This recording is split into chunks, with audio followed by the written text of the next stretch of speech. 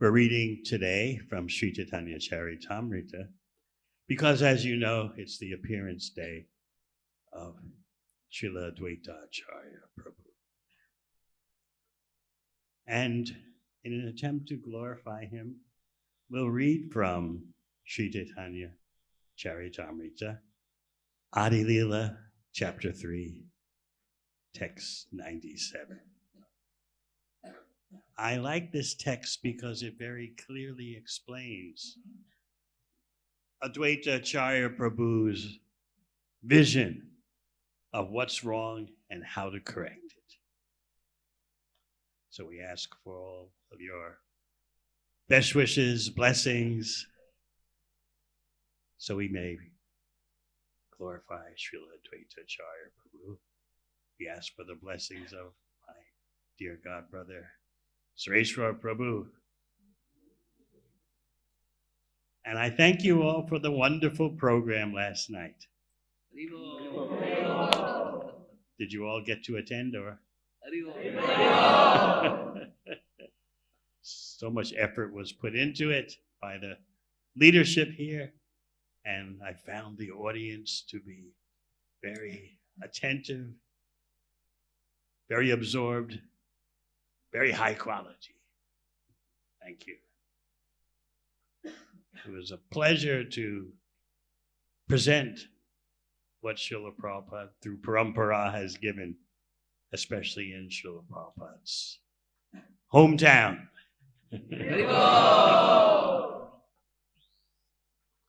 So, because it's Chaitanya Charitamrita, we'll glorify Sri Advaita Acharya, of course, Sri Chaitanya Mahaprabhu, Sri Nityananda Prabhu, with the invocation from Chaitanya Charitamrita, rather than an Om Namo Bhagavate Vasudevaya. Jai Jai Sri Chaitanya Jai Nityananda. Jai Jai Sri Chaitanya Jai Nityananda. Jai Advaita Chandra Jai Gaur Bhakta Vrinda. Jai Jai Sri Chaitanya Jai Nityananda. Jai Jai Sri Chaitanya Jai Nityananda. Jai Advaita Chandra Jai Gaur Bhakta Vrinda. Jai Jai Sri Chaitanya Jai Nityananda. Jai Jai Sri Chaitanya Jai Nityananda. Jai Advaita Chandra Jai Gaur Bhakta Vrinda. Jai Chandra Jai Gaura Bhakta Vrinda.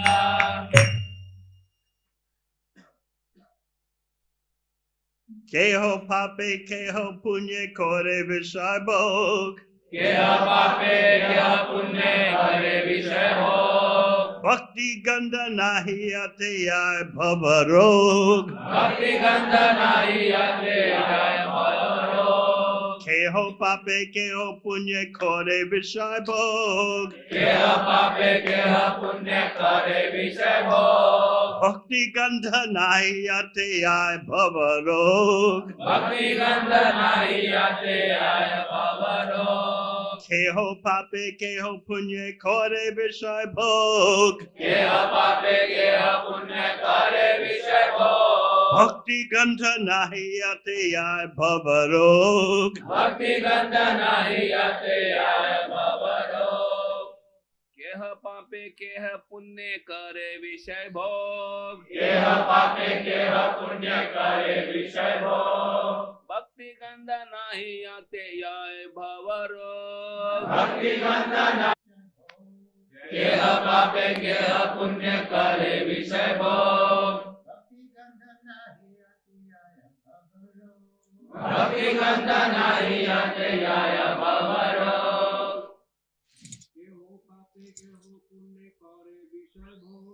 केह पापे केह पुण्य करे विषय भोग. भक्ति गंध नाहि आते याय भवरोग.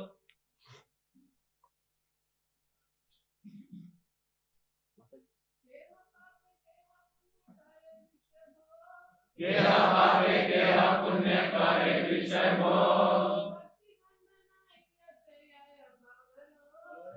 Bhakti Gandha Nahi Acarya Bhavaro.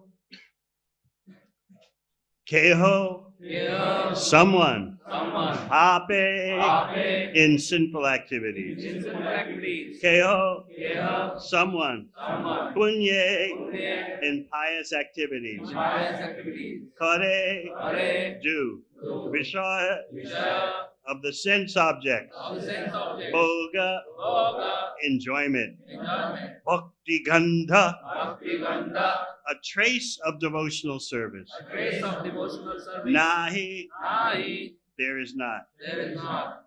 Yate, Yate, by which. by which. Yaya, Yaya, goes away. goes away. Bhavaroga, Bhavaroga, the disease of material existence. Translation. Everyone was engaged in material enjoyment, whether sinfully or virtuously.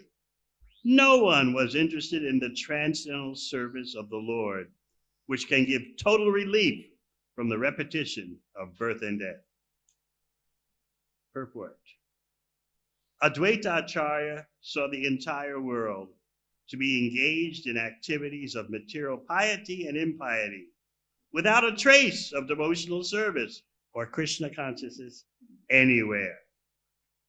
The fact is that in this material world, there is no scarcity of anything except Krishna consciousness. Material necessities are supplied by the mercy of the Supreme Lord. We sometimes feel scarcity because of our mismanagement, but the real problem is that people are out of touch with Krishna consciousness. Everyone is engaged in material sense gratification, but people have no plan for making an ultimate solution to their real problems, namely birth, disease, old age, and death. These four material miseries are called bhavaroga, or material diseases. They can be cured only by Krishna consciousness. Therefore, Krishna consciousness is the greatest benediction for human society.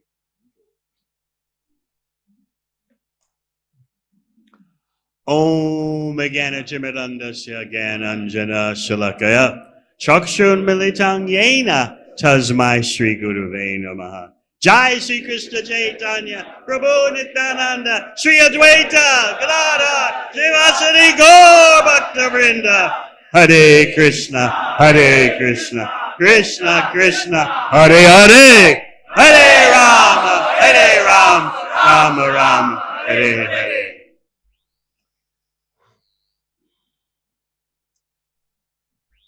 Lord Chaitanya's Sankirtan movement is propagated through Advaita Acarya. Advaita Acarya is scanning the world. He's doing what in management is called an environmental scan. What's going on all around me? He's sent ahead of the appearance of Sri Chaitanya Mahaprabhu. Just like in the appearance of Krishna, first Krishna's elders precede him, and then Krishna comes. Similarly, in the appearance of Sri Chaitanya Mahaprabhu, he sent his parents, his spiritual master, his spiritual elders, and now Advaita Acarya is scanning what's happening in Navadvip. You'd be shocked to know what life was like in Navadvip right preceding the appearance of Sri Chaitanya Mahaprabhu. What was Advaita Acarya noticing, observing? This verse gives you some insight. Everywhere he looked, he saw people engaged in bad karma, good karma, but bhakti gandha nahi, not a trace of loving devotional service. Navadvip at the time, because it was the place of the impending appearance of Sri Chaitanya Mahaprabhu, was blessed, Bhakti Siddhanta Saraswati Thakur explains, blessed by Lakshmi Devi and Saraswati Devi. So Navadvip was loaded with money and loaded with pundit-type intelligence. So much jnana, so much mystic yoga, so much logic, so much karmakanda, ritualistic karmic activities. But where is devotional service? Navadvip was famous for its pundits and logicians who could defeat anyone. It was very wealthy. So much wealth. People would squander it on gorgeous weddings, even for their pets.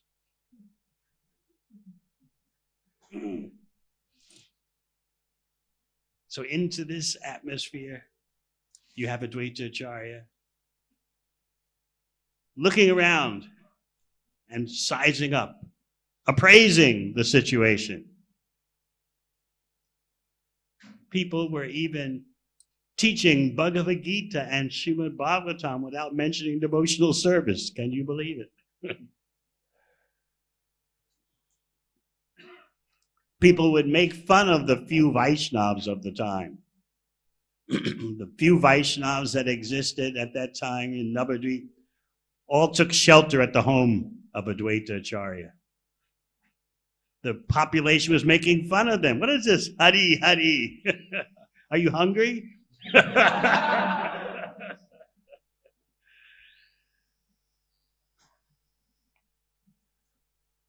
So this is the sad situation. And Advaita Acharya observes what's happening all around. He's teaching us how to respond.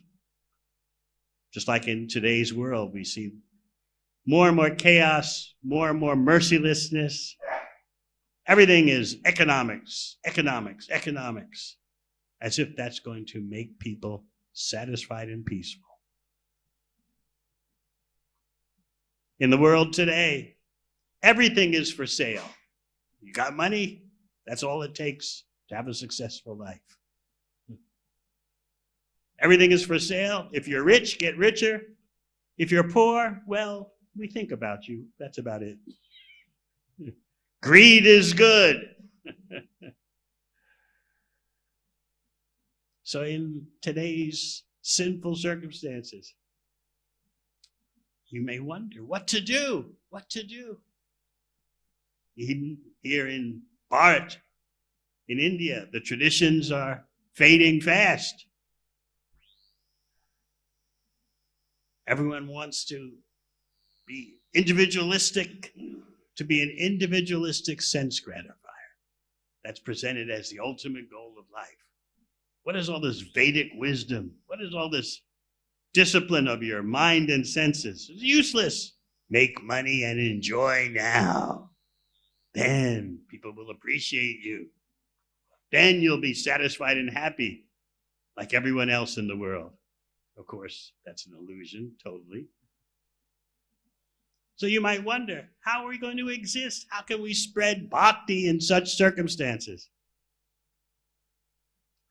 Last year, I spoke in Mayapur about a very interesting letter that Srila Prabhupada wrote. He said that the more sinful people are, the more the Vaishnava sees an opportunity for service. Generally, you think the more sinful they are, let's run away. Let's stay locked up inside the ashram. Of course, the ashram gives you the spiritual strength, how to practice your own spiritual life and help others. But then we have to be concerned, like Advaita Acharya, for the rest of the world. So we see online porn rules all the men. They've all become slaves of our online porn. The ladies are emotionally devastated. No one has any stability, security.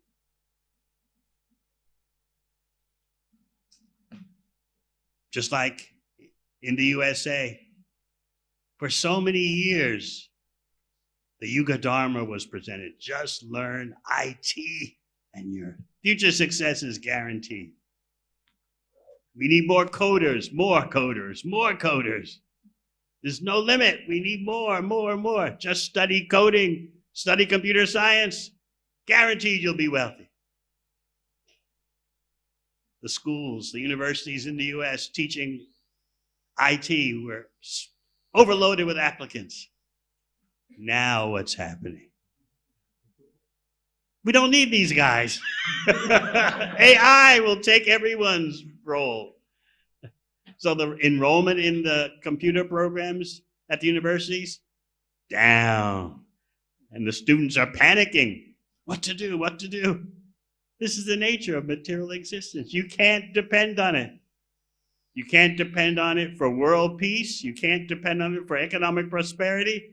You can't depend on it for sense gratification. Everything is just topsy-turvy.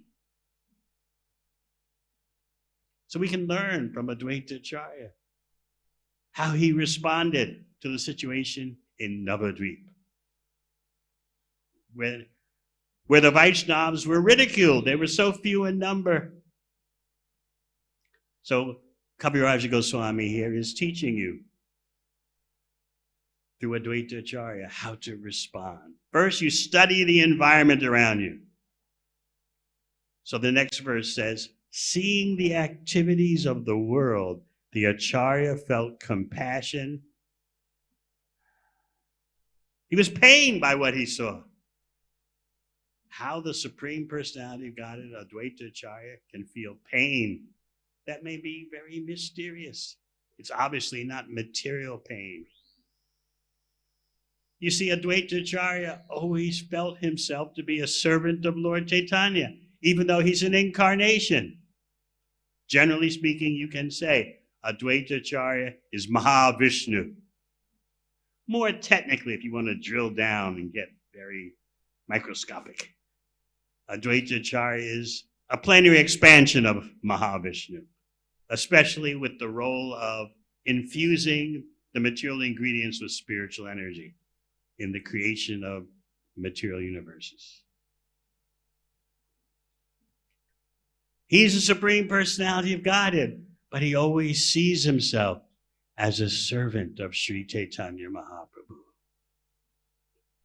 So he, as a servant of Mahaprabhu, he's looking around and seeing such degradation, such ignorance, even in Navadvip.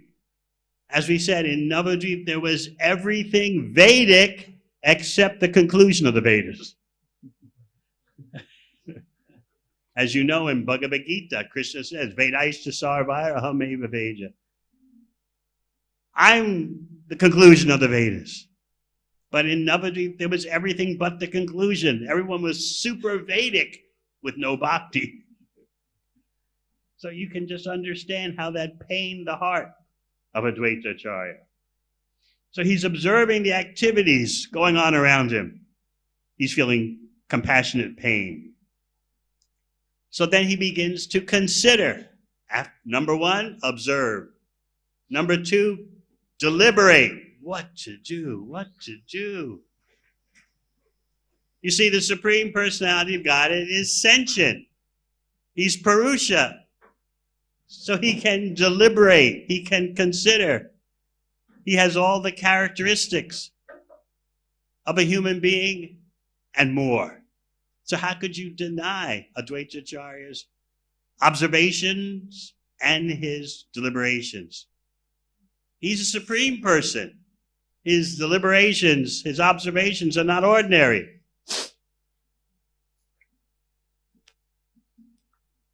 So he's thinking, what to do, what to do. This is, for us, the perfect use of our intelligence. If we're always thinking how to spread the Sankirtan mission.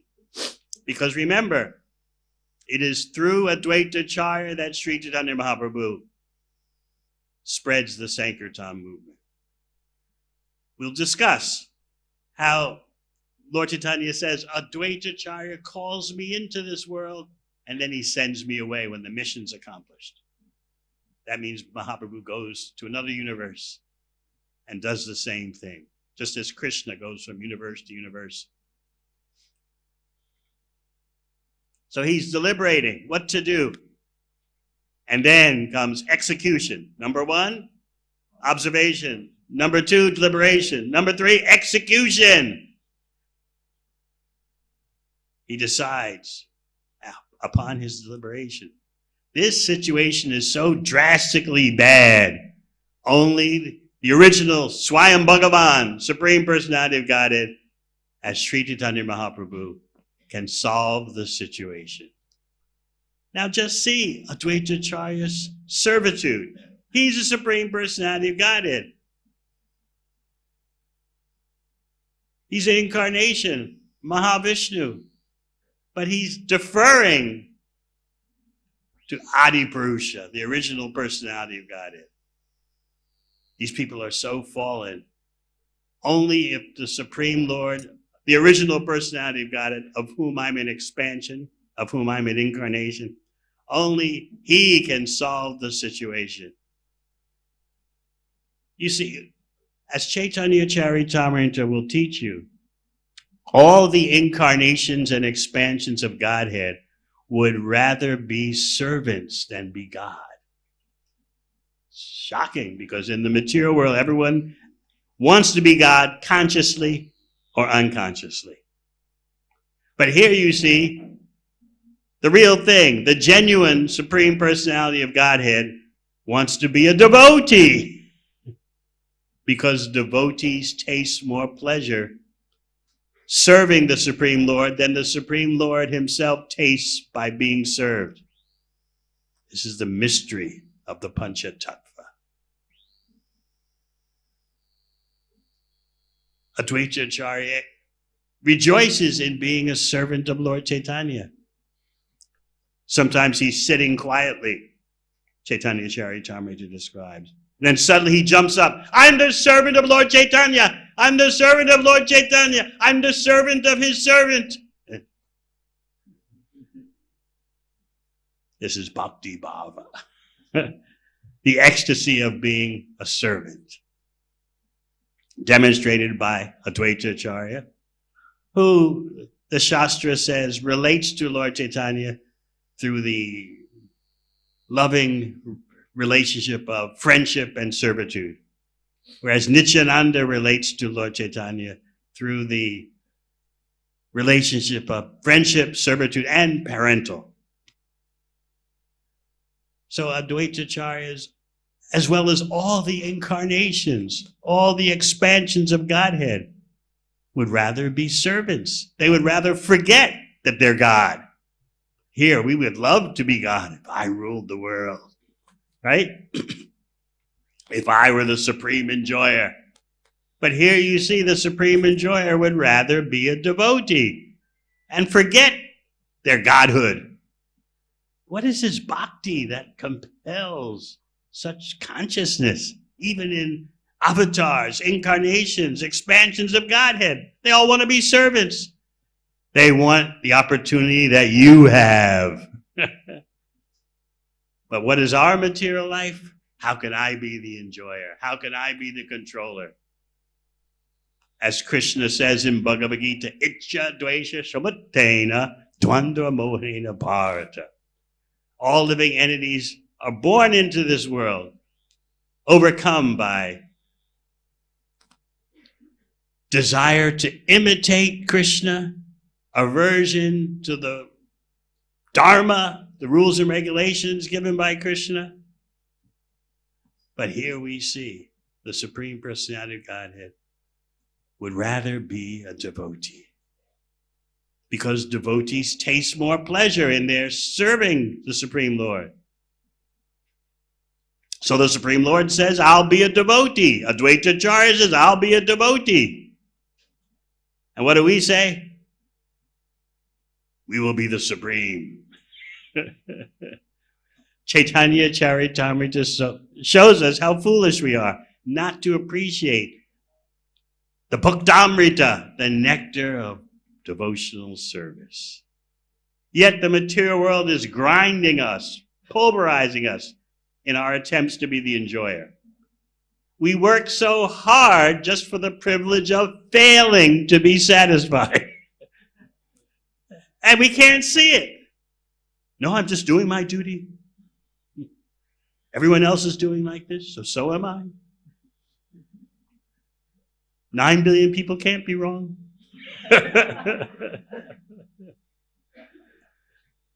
Why do I have this body? What will be my next body? I don't worry about that. As Prabhupada likes to say, we set aside birth, death, disease, and old age. Well, that's not a part of our consideration. We have to worry about our occupation, our finances, our material possessions, but worry about Bhava Rog, the disease known as material existence. Sounds very radical, doesn't it? Who taught you this in school? They teach this at IIT? That you have 4 big problems and that you should deal with those 4 big problems? No, just push those aside and worry about the real things in life.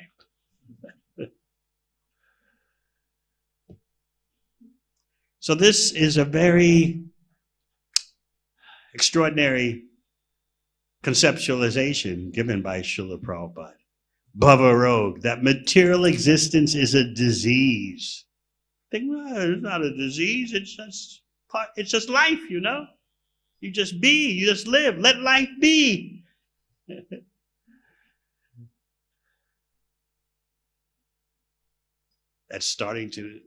Those notions are starting to infiltrate India more and more. Because people have forgotten the purpose of doing the duty. You must do your duty. But what's the purpose? You must do your duty. Where is the wisdom? Where's the knowledge? So Advaita Acharya sees such a situation, even in Navadvip, which was different than the fallen ways of society today. At least Navadvip had all the Vedic arts and sciences, all the Gyan, just no bhakti. And people were even making fun of the bhaktas. So it's time after deliberation, time for execution. Advaita Acharya decided only the Supreme Personality of Godhead, Swayam Bhagavan, the original Godhead, Sri Chaitanya Mahaprabhu, can solve this. It's over my head. That's just humility. Advaita Acharya can do anything. He's the unlimited, infinite, Supreme Personality of Godhead. But out of humility, he's saying, the servant. I'm the servant. I'm calling for the master. He is the master, but this is his bhava, his dasha bhava, his bhava of being a servant.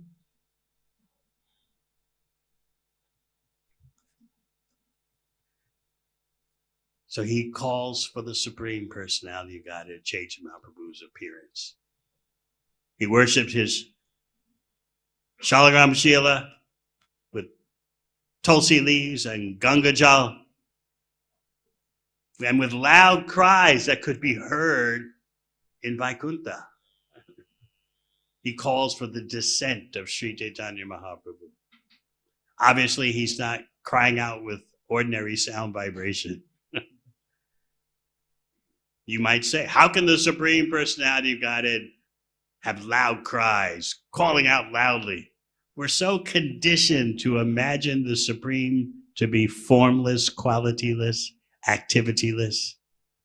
Therefore, when we hear Advaita Acharya with loud cries calling for the descent of Chaitanya Mahaprabhu, think, well, maybe this is mythology. I'm an IIT student. Should I be listening to such? But this is the science of the avatars, the real science, which brings about avatar kata, talks about the avatars. Avatar, not what you have on your laptop. Avatar means that which descends from the spiritual world.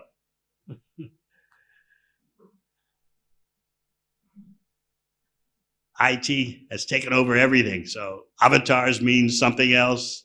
Then the IT guru. On it goes. Marketing guru. Everything's taken out of context and put into the realm of economics.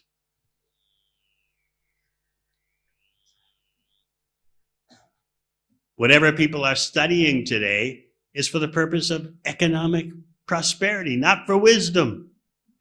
Of course, people have to support their families, but at least they should understand they're not getting the real wisdom they need for a successful life. They don't understand Bhava Rog, the disease known as material existence. So with loud cries heard in the spiritual world, Advaita Acharya is calling for the descent of Sri Chaitanya Mahaprabhu.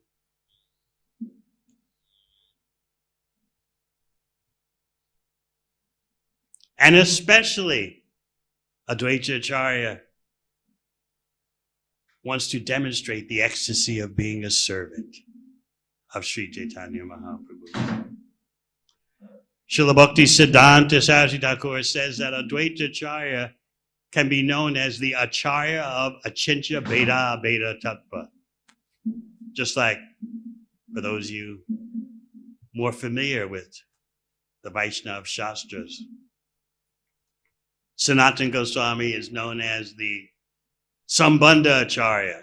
You might say he specializes in establishing the understanding of our relationship with the Supreme Lord. And Rupa Goswami is known to be Abhideya Acharya, how to act in devotional service in your relationship with Krishna. And then Raghunath Das Goswami, Prayojana Acharya, how to taste the fruits of that relationship. So Advaita Acharyas can be known as the Achintya Bheda Bheda Tattva Acharya. He says, I'm Advaita Acharya. If my name is accurate, if I'm non-different, Advaita from the Supreme Lord, I should be able to bring his appearance into this world. So Prabhupada is very careful to explain in his purports that Advaita doesn't mean losing your identity. Advaita Acharya is non-different from the Supreme Lord, but he retains his individual identity. Just as you, as spirit soul, retain your individual identity, even when perfect in bhakti.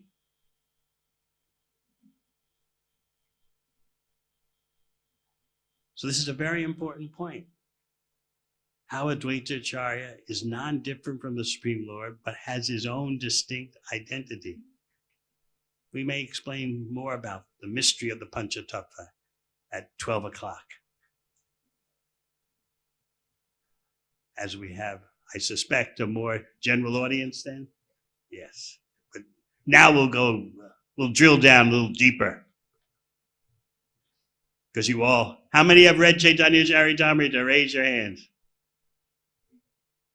Okay, very good.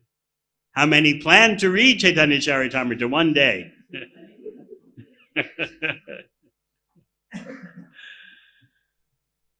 Let me tell you a story from Chaitanya Bhagavat.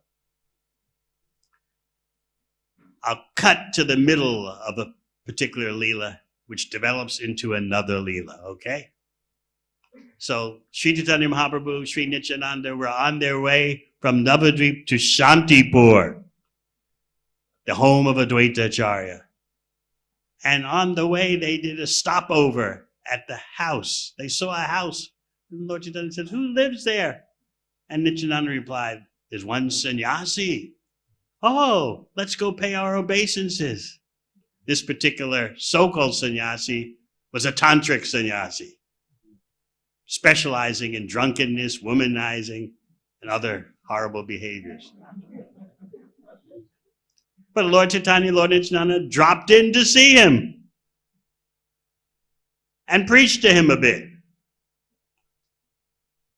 It didn't seem to do much good. The tantric sannyasi ended up offering Lord Chaitanya some wine. He said, I've got some bliss. And Lord Chaitanya turned to Nityananda. What is this bliss he's talking about? Nityananda said, he means alcohol.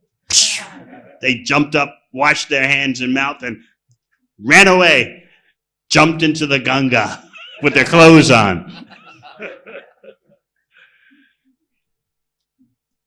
So Mahaprabhu and Nityananda are floating down the Ganga to the home of Advaita Acharya. Such a beautiful scene. Srila Bhaktisiddhanta Saraswati Thakur says it reminds you of Vishnu reclining on the bed of Anantashesh in the ocean of milk. So as they're floating down the Ganga to Shantipur, Advaita Sri Chaitanya Mahaprabhu starts roaring, I am he! I am he! Nityananda is listening and just smiling quietly. I am he! I am he! Who is this Advaita Acharya who called me into the world and now is teaching Mayavad? He's teaching that Gyan is superior to Bhakti. We will see today how he defends himself. Now you may say, why is Advaita Acharya teaching the superiority of Gyan? Why is he teaching Mayavad? Based on one infamous Mayavadi text called Yoga Vishishta, which says that liberation is the ultimate goal. Liberation into the impersonal Brahman is the ultimate goal. Why was Advaita Acharya doing that? He was provoking Sri Chaitanya Mahaprabhu. You see, Advaita Acharya is the godbrother of Ishwar Puri. Madhavendra Puri was a spiritual master of Ishwar Puri, as well as Advaita Acharya. So Advaita Acharya always received respect from Chaitanya Mahaprabhu. Oh, you're the godbrother of my spiritual master. Advaita Acharya didn't want that. I am your servant. What is all this worship of me? I'm not your superior, I'm your servant. But Chaitanya Mahaprabhu would always refer to Advaita Acharya with respect. You are the godbrother of my guru. So Advaita Acharya had to come up with a scheme so that Lord Chaitanya would chastise him. In that way, Advaita Acharya could feel that he's a genuine servant of Mahaprabhu. I've been chastised by Mahaprabhu. He couldn't bring it about.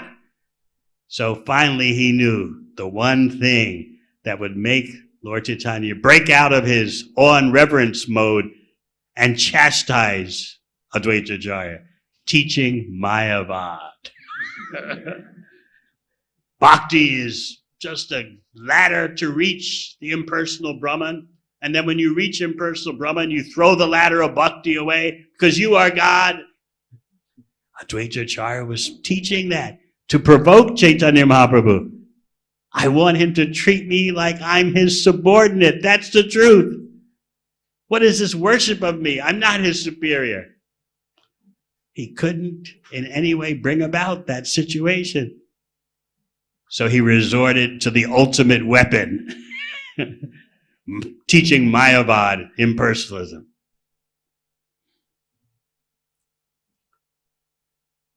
So Lord Chaitanya and Lord Nityananda are floating down the Ganga. And Lord Chaitanya is roaring about his identity. I am he. Who is this Advaita Acharya teaching Gyan as the ultimate, impersonalism as the ultimate? We will see today what's going to happen to him. We'll see if he can defend himself. And as I said, Nityananda is just smiling. So they arrive at the home of Advaita Acharya. But first, let me point out, just see, Lord Chaitanya was with Nityananda trying to bestow mercy on a drunkard, womanizer, sense enjoyer. But when it comes to Mayavad, there's a totally different reaction. You see, the sense enjoyer who received Mahaprabhu and Nityananda at his home, he wasn't an offender. He was doing bad karma activities, which can be counteracted by punya, by good karma. But what will counteract the offense of Mayavad? It's a different category. To say the Supreme Personality of Godhead is mythology, has no form, no qualities, no activities. Devotional service is just a prop to get you to the impersonal liberation. These are severe offenses which can't be rectified by punya, by pious activity. So maybe the sense enjoyer, tantric sannyasi, he would probably, Vrindavan Das Thakur says, have to wait till his next lifetime for the effects of Mahaprabhu's association to manifest. But what about the offender Mayavadis? In Kashi, Lord Chaitanya wouldn't see them.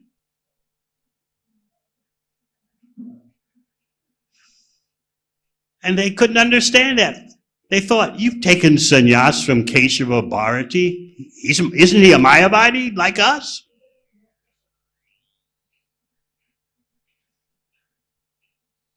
Why don't you associate with us? Lord Chaitanya wouldn't come in their presence. But yet, he'll stop at the home of a tantric sense enjoyer and try to impart wisdom, showing you, whatever you do, don't intimately associate with impersonalists. So Nityananda and Lord Chaitanya arrive at the home in Shantipur of Advaita Acharya.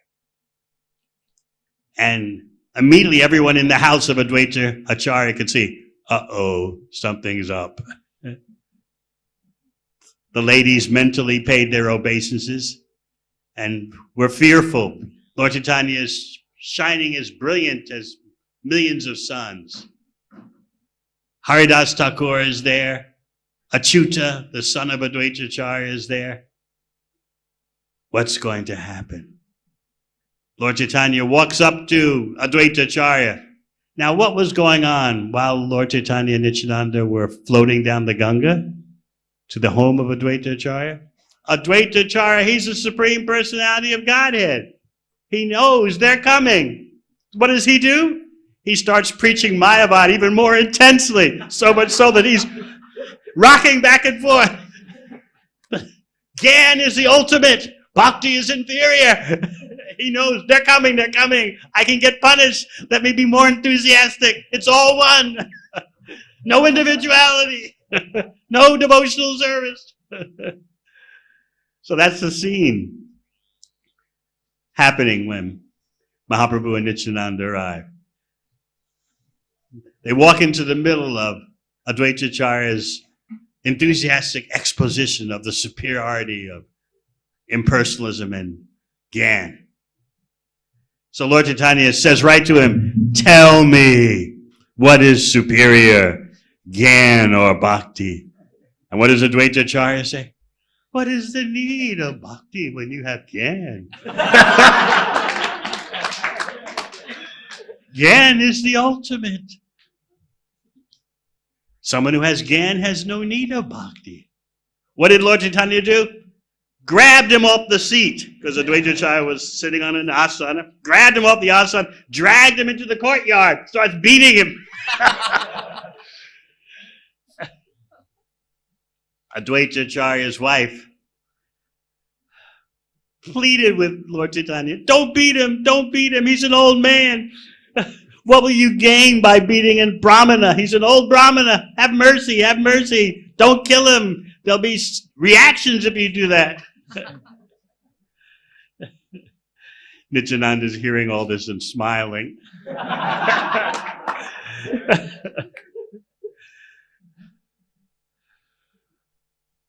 Lord Chaitanya didn't hear what she was saying. He was so angry. He just kept beating him. He didn't hear the protests of his wife. Of course, he's the omniscient personality of God. He can hear whatever he wants to hear. But this is Leela. He's just focusing on beating Advaita Acharya. What is this Mayavad nonsense you're talking? So then Lord Chaitanya stops beating him and sits down in the house and begins to explain about himself. It was I who killed Kamsa. It was I who killed Hiranyakashipu to save Prahlad. It was I who deceived Bali Maharaj and then gave him my mercy. It was I who killed Ravana. He's going through all the avatars saying, it was me, it was me, it was me. And Advaita Acharya is in ecstasy hearing all this. He starts dancing wildly in ecstasy. And what does he say to Lord Chaitanya? Advaita Acharya, with a frown on his face, says, where is your awe and reverence treatment of me now? Where's the worship of me now? Now the real reality has come out. I am your servant. You are eternally the master. We have no other relationship than this. Where have all your prayers to me gone? They're all gone now. You've beaten me.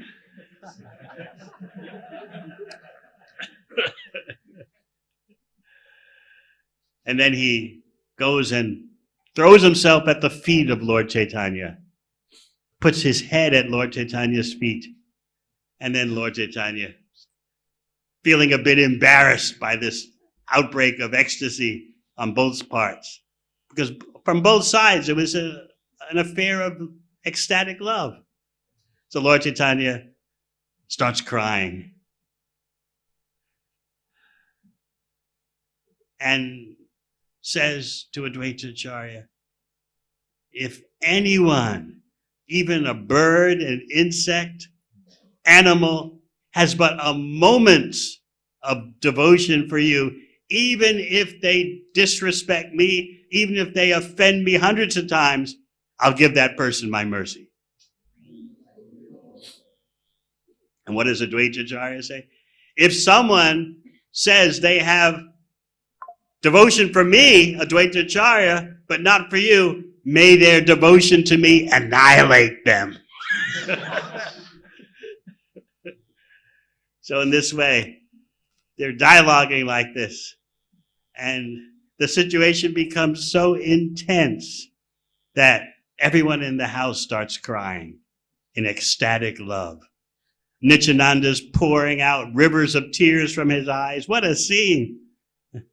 Advaita Acharya, of course, is crying. Chaitanya Mahaprabhu is crying. Haridas is crying. Achyuta is crying. The ladies in the house are crying. The servants are crying. The whole house of Advaita Acharya is drowning in the tears of ecstatic love. So Advaita Acharya gets his wish. He's chastised by Sri Chaitanya Mahaprabhu. Finally.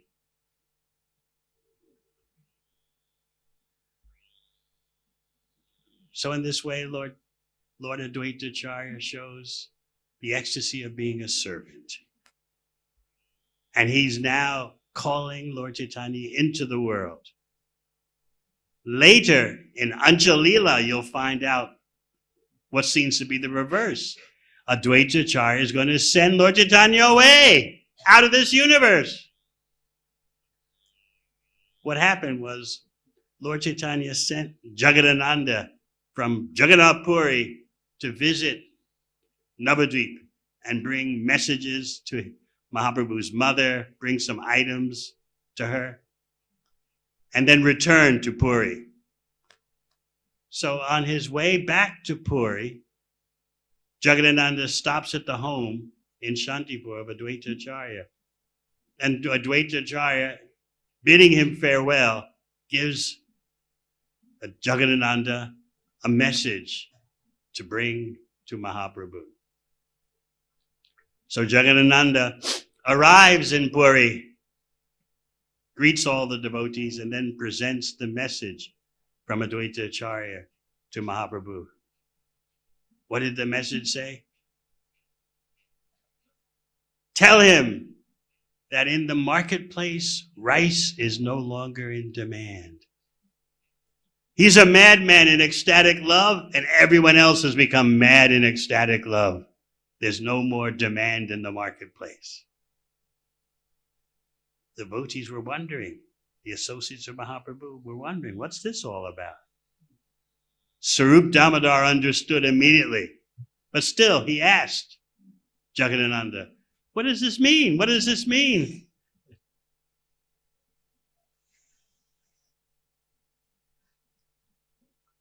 Mahaprabhu then explained, Advaita Acharya is the Supreme Personality of Godhead. He calls the deity into the world, worships him for some time, and then sends the deity away. Still, the devotees couldn't figure it out. What is this? But Srup Damodar understood and became a bit transcendently morose. Not materially morose. He understood.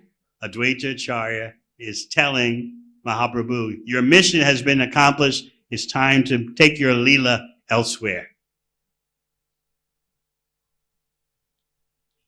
But to the General Assembly of Devotees, Mahaprabhu said, Advaita Acharya writes sonnets, writes poetry that even I can't understand. Of course, Mahaprabhu understood, but he presented himself like that to the devotees. I don't understand. He's a great mystic. He calls the deity into the world, worships the deity for some time, and then sends the deity away. That's all I know. I don't know anything else, but he knew. And from that point on, Kaviraj Goswami says, Chaitanya Mahaprabhu's feelings of separation from Krishna just increased unlimitedly in his last stage before leaving this world, leaving the vision of this world. So that's the power of Advaita Acharya. He can invite the Supreme Lord Chaitanya Mahaprabhu to come, and he can say, mission accomplished, well done. Now you may move on to the next universe. But what we're seeing here in today's verse is the invitation, the preparation for the invitation. What's going on in the world? What can be done? What to do? So this is our meditation also. As we see the world become more and more of a challenging place. It's always a challenge, material existence. All the talks of peacefulness, getting along, international cooperation, social justice, sustainability. What happened to all the international climate change conferences? All out the window. Just who's got the oil? Who's got the money? Who's got the strategic minerals? Just dog eat dog. Out and out. No talk even about democracy. What do you got? What resources do you have? We want it. So in this chaotic situation in which the purpose of human life has been lost, we have the devotees of Krishna, especially in the line coming from Bhaktivinoda Thakur, Srila Bhaktisiddhanta Saraswati Thakur, Srila Prabhupada. We have an extraordinary responsibility. We shouldn't be discouraged. The more fallen the people are, the more service there is for us to do. So I was very encouraged last night to see such a wonderful turnout. Everyone was listening attentively, dancing ecstatically in kirtan. How was the prasad? That always makes the difference. Whenever you do a program, everything can go wrong, but if the prasad is good, that's what everyone remembers. And if you do everything right and the prasad's not good, that's what everyone remembers. So well done with your arrangement last night. And let us pray to Advaita Acharya Prabhu, through whom Lord Chaitanya spreads the Sankirtan movement. He's the one who invites Mahaprabhu into this world and then says, well done, your mission's accomplished. In the marketplace, there's no more demand for rice. You're a madman in ecstatic love. Everyone else has become mad in ecstatic love. Well done. Hare Krishna. Any questions? comment from Sureshwar Prabhu. And just a comment of gratitude. The gratitude is that it's well known in Prabhupada's Leela that just before he got on the Jaladuta, he went to the house, or was it the house of Advaita Acharya or Advaita Bhavan? Yeah, to pray that my spiritual master has given me an impossible mission. I don't know how to do this. So now I know why he went there, because of Advaita's compassion and your full explanation of everything around it, and Prabhupada being a manifestation of the mercy of Lord Chaitanya and Advaita Prabhu. So thank you very much. You did not disappoint. You said we were going to go deeper in this class, and I had no idea how deep. Thank you. Due to your presence. We go way back to the 70s in Los Angeles at the BBT. Do you remember proofreading the verse you picked today? I remember proofreading the whole book, the whole Chaitanya. Yeah, the whole book. I got there just after the rush. Yes. We were very glad for your appearance. Thank you. Hare Krishna.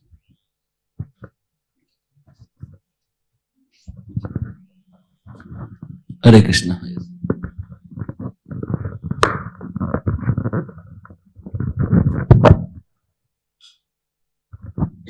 Hare Krishna Maharaj, thank you for today's very enlightening class.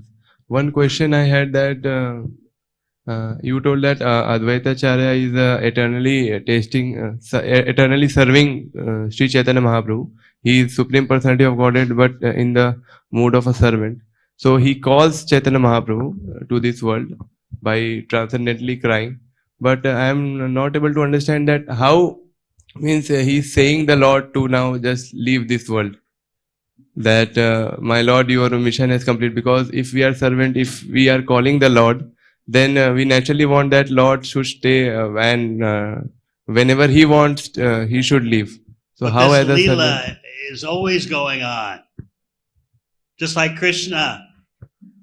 His Leela is always going on, universe after universe. Similarly, Lord Chaitanya, universe after universe. They're just leaving the ordinary vision of this world. And you can have the presence of Sri Chaitanya Mahaprabhu, the whole Panchatattva, by carrying out their order. Yade deko tare koho. Amahagya. Tare de. Wherever you go, whomever you meet, teach the science of Krishna.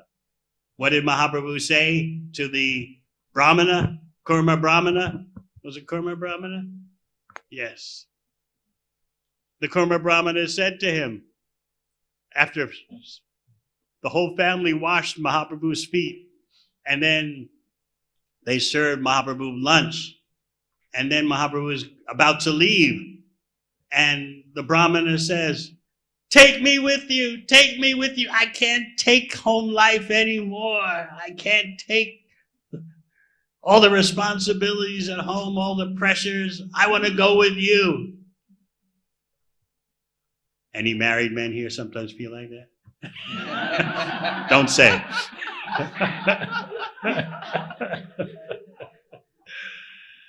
And what was Lord Chaitanya's response? Don't talk like this again. If you do this, whomever you meet, wherever you go, teach the science of Krishna, I'll return. You can be with me. In fact, if you do this, you'll always be with me.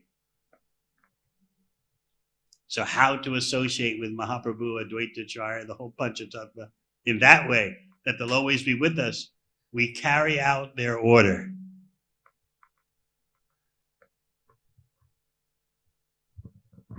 As Srila Bhaktivinoda Thakur explains, if we want to go to the highest level, the more you serve Gauranga in Dasya, the more Srimati Radharani's lotus feet become revealed to you. Ooh. That's just another subject.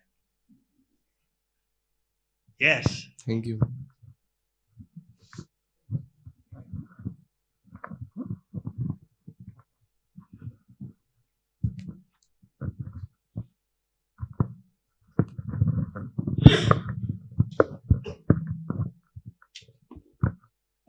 Hare Krishna Maharaj, please accept my humble obeisances.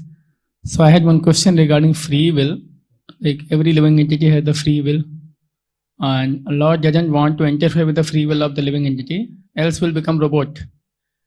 Else will become machine, robot. Lord doesn't want to interfere with the free will of living entity, else we will become like a machine.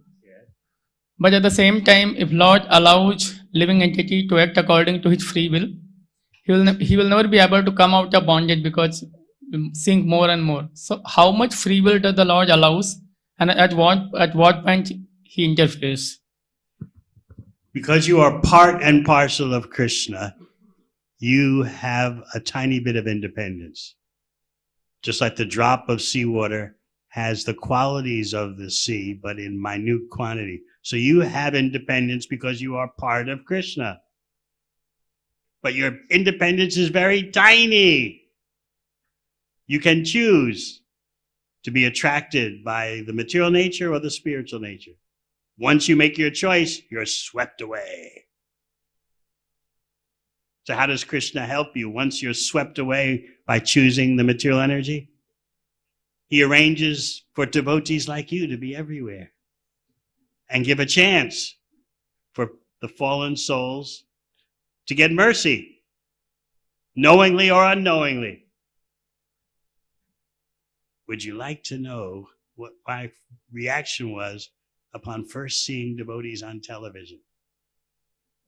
I don't know if I should tell you. It's very embarrassing. It wasn't like I appeared from my mother's womb chanting Hare Krishna. I was in my last month at Yale, and my flatmate and I, he was also studying, as I was, for our finals to graduate. And we turned on the television for relief. But because we were top students, top of the Ivy League, we could not watch television in the ordinary way. We would watch television with the volume turned all the way down and then speculate on what was happening. In this way, we showed our pedigree, our elite status. So suddenly on the TV, this is May 1972, we saw these strange-looking persons, men with shaved heads, shiny shaved heads with a white mark on their forehead. Remember, the volume is turned all the way down. And ladies totally covered up with bed sheets.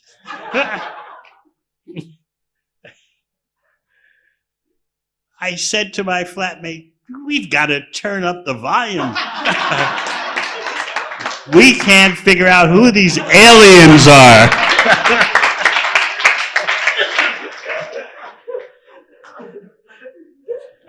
So we turned up the volume and we heard the devotees presenting their lifestyle, how they live, how they control their mind and senses. I remember turning to my flatmate and saying, these people are fools.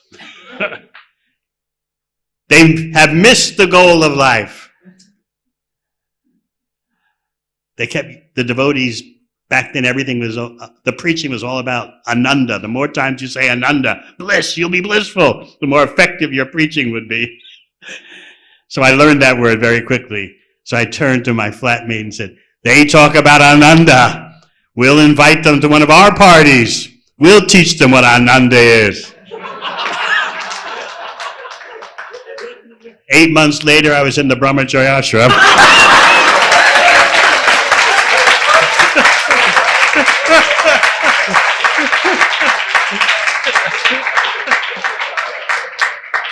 Because Prabhupada, with his books, had totally defeated me.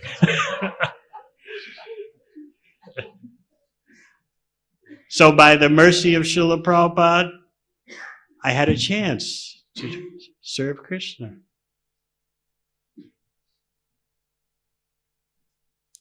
So you, as a tiny particle of Krishna, have minute independence. Minute means minute, tiny.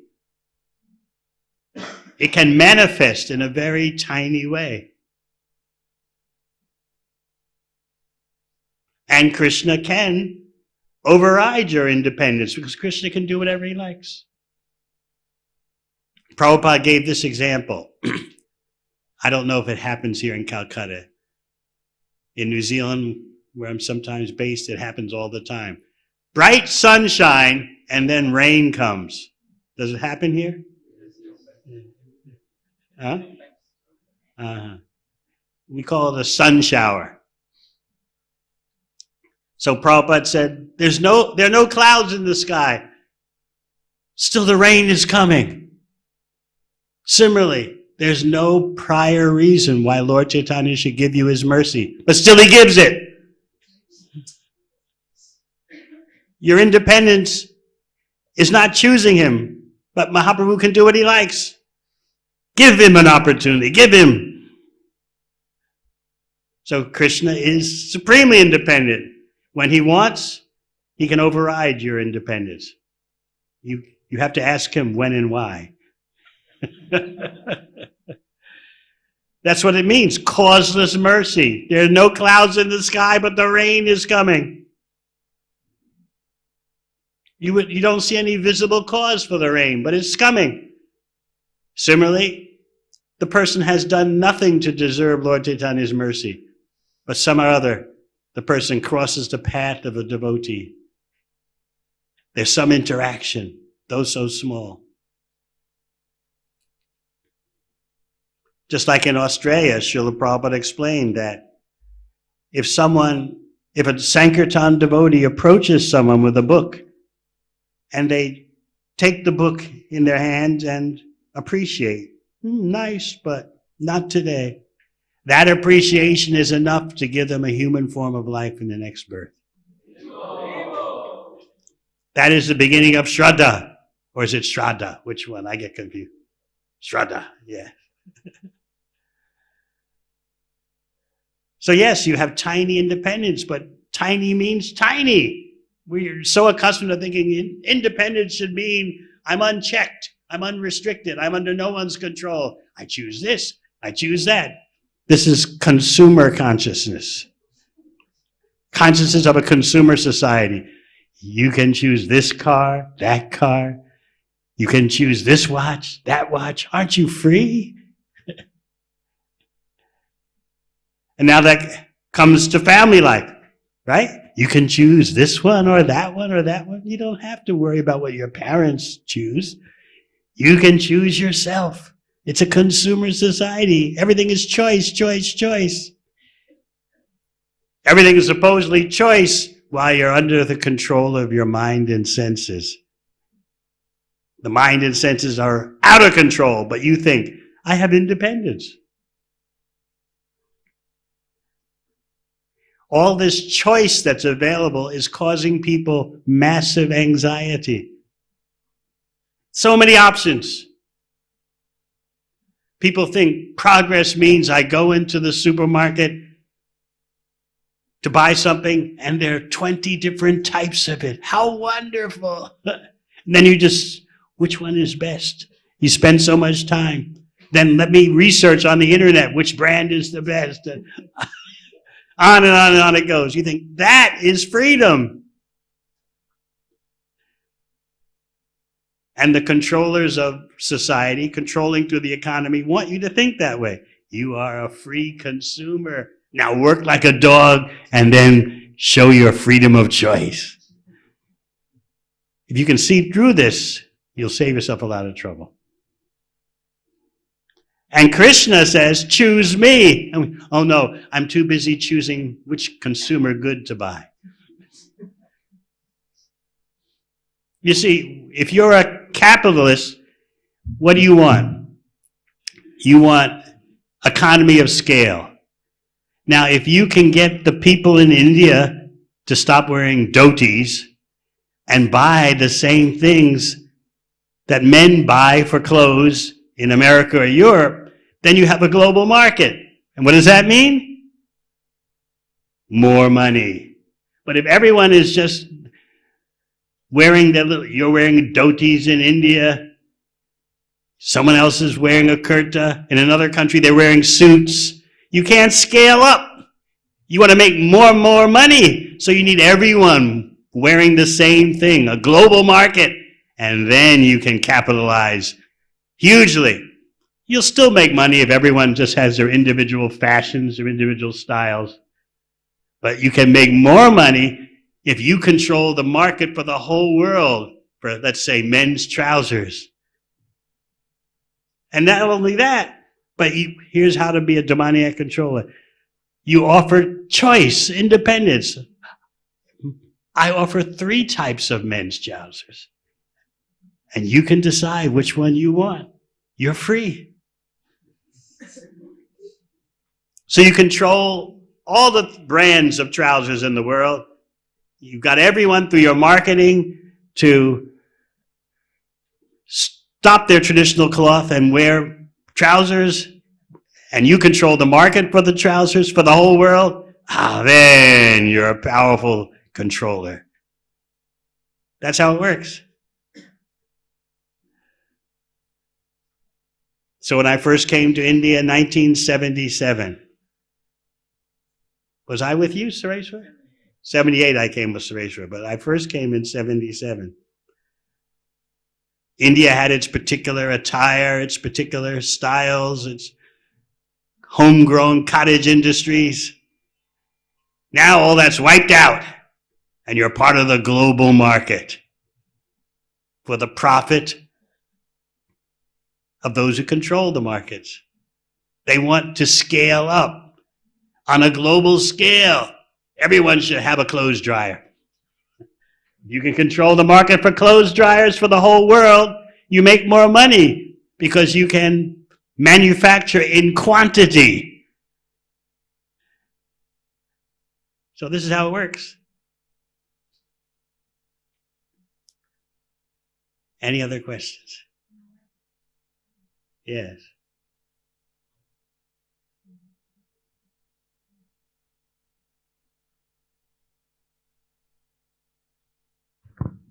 Hare Krishna Maharaj. I wanted to ask, Chaitanya Mahaprabhu taken initiation from Ishwarpuri and then again from Keshav Bharati. So why 2 different Maharaj, and from he chose Sannyas Guru, Keshava Bharati. Yes, but he was Mayavadi and then Ishwarpuri. No, externally he was in the Mayavadi line. Don't call him a Mayavadi, please. But Lord Chaitanya wanted to impress people so they would bow down to him and be liberated. So the Mayavad line was what people considered respectable. But Lord Chaitanya, of course, is not a Mayavadi, nor was Keshava Bharati Maharaj.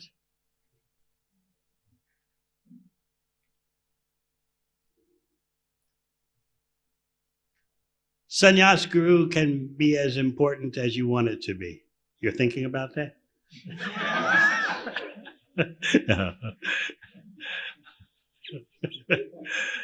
Prabhupada explained, Sannyas Guru can be as routine as a marriage priest.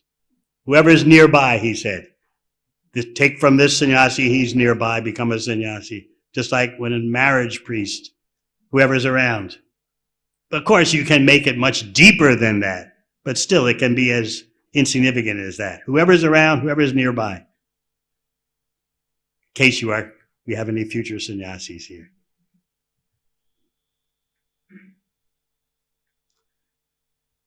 Yes.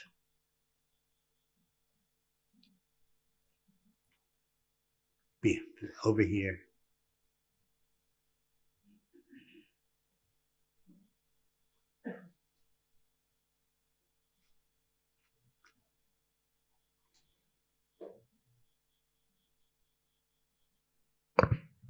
Hare Krishna Maharaj, thank you so much for such enlightening class. The question I wanted to ask, in this Leela, Advaita Acarya considered himself to be the servant of Mahaprabhu. But Mahaprabhu mentioned this like his guru told him that he is a fool, so he should not read Vedanta and he should just chant Hare Krishna. The Ishwarapuri should know like Lord is Supreme Personality of Godhead. How, like, why did he said those words to Mahaprabhu? Why did who say what words? Ishwarapuri to Mahaprabhu that you are fool, you should not study Vedanta and just chant Hare Krishna. Guru more murkha deki karilo sasa. Mahaprabhu is showing how to be a true disciple. I got this instruction from my guru. He told me always chant Hare Krishna mantra. Krishna mantra japa sada mantra sa. Always chant Hare Krishna. So I did. And then all these things started happening to me, all these transformations. So I brought the situation to my guru and said, I've been chanting Hare Krishna. Now all these ecstasies are happening. Ishwar Puri replied, well done, well done. He was so happy to see that his disciple had attained the perfection of love of Krishna. So Lord Chaitanya is showing by example, just like Krishna and Balaram studied under Sandipani Muni. Why does Krishna need to study anything? But he's showing, take a spiritual master in parampara. That's the system. Okay? Maharaj, then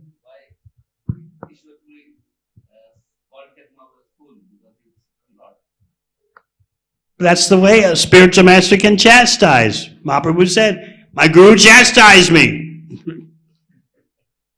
You don't want to be chastised. You want a guru who just compliments you. Oh, you are such a nice devotee. Thank you for the donation.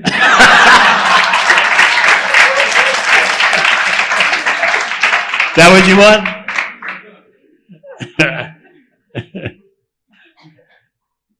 Persons have different motivations for approaching a guru. Some just want a picture on their altar at home. Others want guidance. Others want direction. So it depends on what you want.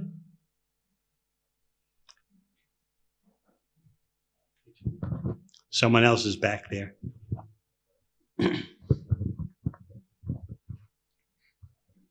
Hare Krishna Maharaj. Maharaj, the consciousness of real devotees revealed in the pages of Chaitanya Chaitamrit, Srimad Bhagavatam, etc.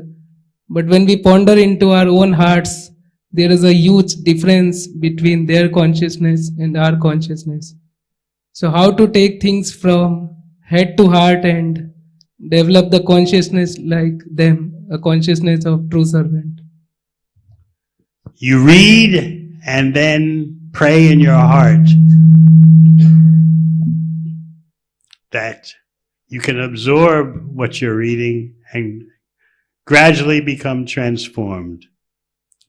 First, you want to have that desire. That is a great beginning. Oh, I have read in Chaitanya Charitamrita the glories of chanting Hare Krishna. Gauranga bolite habe pulakashari. Hari Hari bolite dine bhavendya. When will that day come when I say the name Gauranga and tears shoot from my eyes, my body trembles? These are aspirations. That is a great thing to have such aspirations. Just like Lord Chaitanya showed the aspiration to chant Hare Krishna. My spiritual master called me a fool and told me just chant Hare Krishna. So I did. He heard and then he executed. So don't think it's hopeless and helpless. Oh, we'll never get to that level. Kaviraj Goswami says, if you can just taste a drop of the ocean of bhakti, that one drop is enough to drown the whole universe. Okay? One behind you.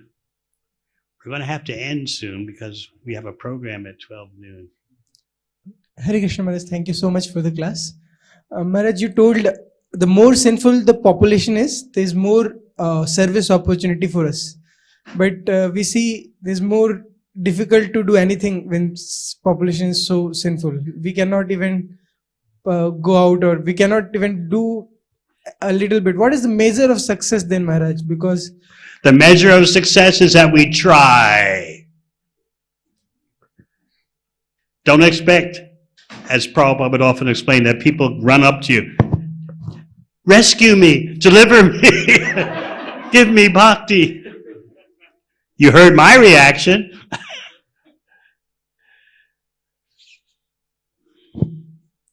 Your success is the effort. Carrying out, trying to execute the order of Lord Chaitanya. That's success. If you just focus on carrying out the order as intelligently as you can, then you're successful.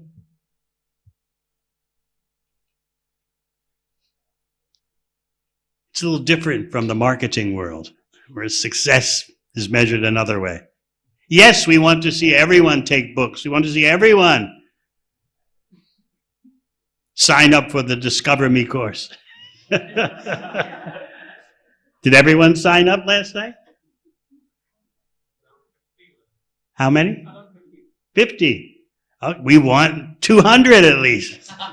We're never satisfied. More, more, more. How to get more people to sign up.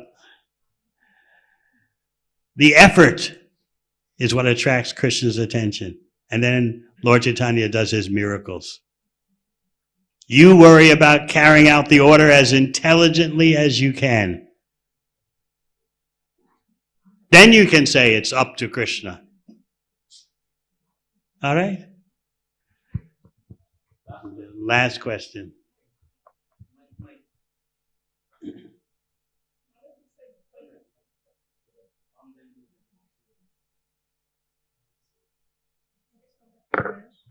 Hare Krishna. Maharaj, you said even now people are more fallen, so don't become discouraged. We should become more responsible in carrying out the orders of Srila Prabhupada. But how to be careful that while trying to save others, we don't drown, because sometimes we become overconfident. So how to remain safe? You know the answer to that. Obviously, you have to keep yourself spiritually strong.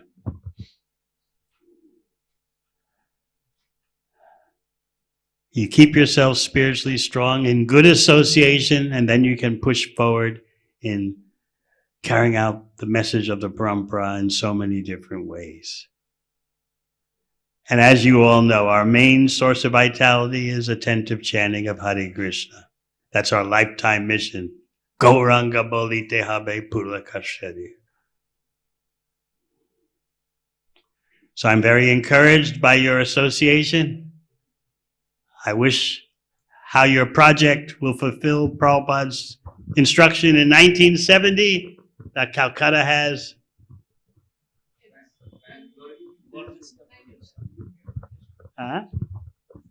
Prabhupada has written, we shall open a very gorgeous branch in Calcutta. Calcutta is my birthplace. So all of you as my disciples, do something unique in Calcutta. That will be fitting service to your spiritual master.